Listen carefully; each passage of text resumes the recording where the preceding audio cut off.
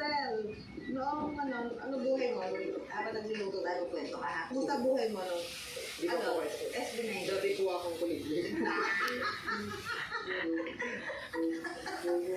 Hindi, dati po nung di ko po SB9. Normal student po. Normal student. Opo. Okay, so ikaw is normal student, di ba? Opo. Tapos natuturo din po ako ng mga sayo po.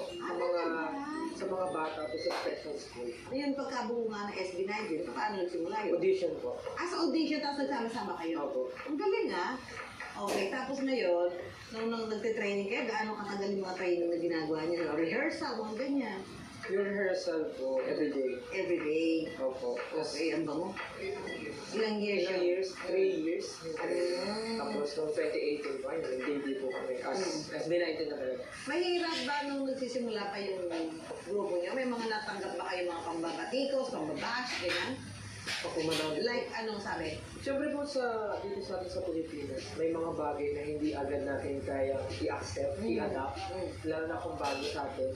Mga bagay na kailangan mo pang i-explain para mas lalong maintindihan, lalo na sa mga baguhan. Kasi sabi ko nga po, mahirap po baguhin ang nakasanayan. Diba? Ang maganda po ngayon sa generation po natin ngayon, marami na yung mga tao mas na-appreciate kung ano po yung bago. So ngayon wala na. Meron pa rin po, pero siyempre hindi naman na po natin isipin. Kasi hindi naman mahalaga yung gano'n. Yung focus on yung Mas mahalaga po sa atin mga yung good things at kung ano yung mga as long as tama na masaya yung yun. ginagawa nyo. Masaya. Pero Masaya.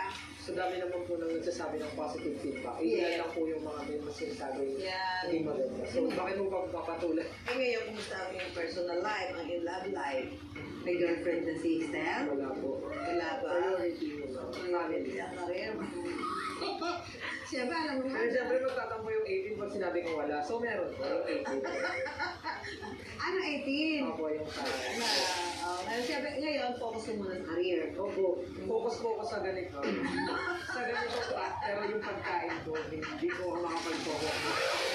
Dry na, parang tuyo na to. Crunchy adobo na to. Ready na tikman ni Stel. Ganito! Kaya namin tikman ang lutong chichawan ni Aiko.